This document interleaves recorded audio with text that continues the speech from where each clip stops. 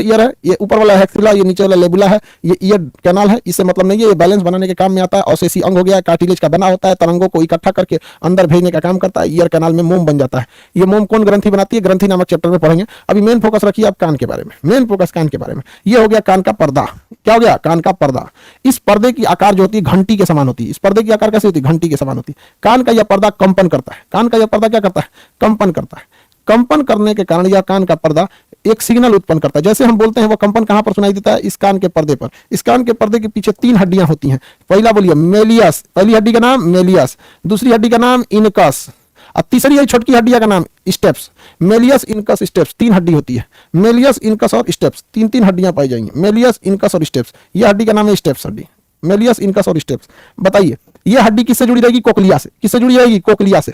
किससे जुड़ी है, कोकलिया से। अब बाबू जरा गौर से पढ़िए तो जरा ध्यान से। हम जो आवाज बोलते हैं साउंड, यह किस रूप में जाता है, साउंड जाएगा वेव के रूप में। किस रूप में जाएगा, वेव के रूप में।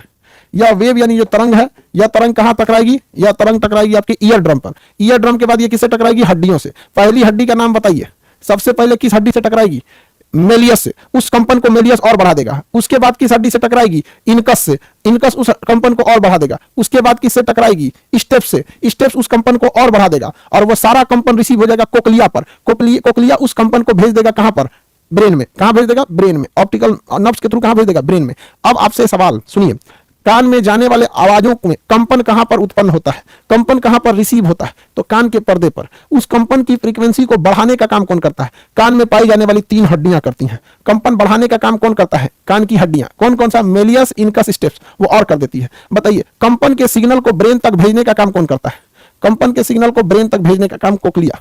कंपन के सिग्नल को ब्रेन तक भेजने का काम कौन करता है, कोकलिया करता है। कौन करता है, कोकलिया। ब्रेन, कान समझ में आ गया।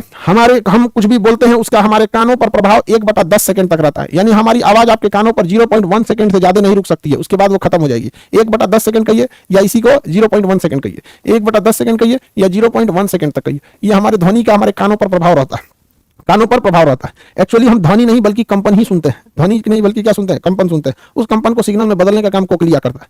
कौन करेगा, कोकलिया। समझ आ गया। अब आप